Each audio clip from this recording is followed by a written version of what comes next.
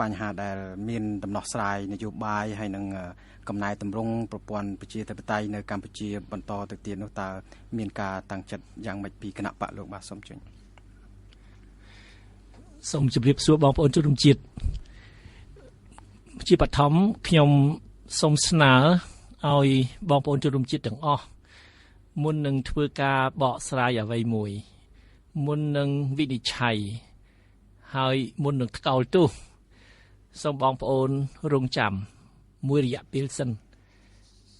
ដើម្បីឲ្យក្តាប់សភាពការឲ្យបានពេញលេញ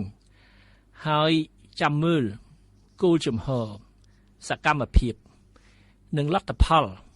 ដែលគណៈបកសង្គ្រោះជាតិទទួលបានក្នុងដំណាក់កាលថ្មីនេះនៃការប្រយុទ្ធរបស់យើង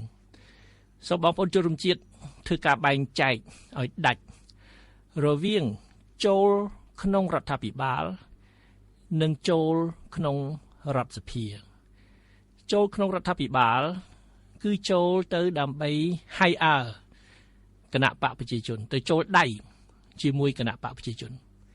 តែចូលទៅក្នុងរដ្ឋសភាគឺដើម្បីទៅតតាំង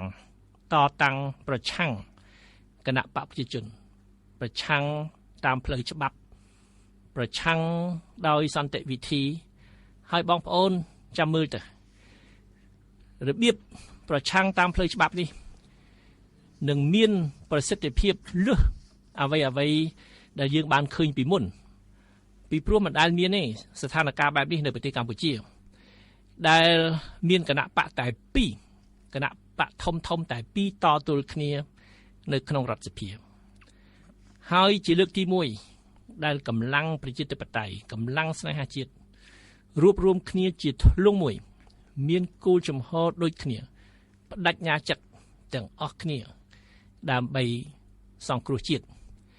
ហើយយើងមិនអាចសម្រេចការងារនេះបានទេបើគ្មានការតស៊ូតាំងពីក្រោយការបោះឆ្នោតបើយើងមិនបានធ្វើបាតកម្មបើយើងមិនបានហាយក្បួនបើយើងមិនបានតវ៉ា10ខែ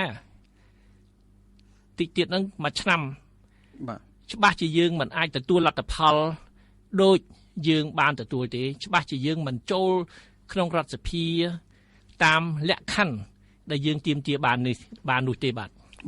សូមអរគុណលោកប្រធានសំរងស៊ីច្រើនដែលបានសង្ខេបត្រួសអំពីរឿងនេះបាទ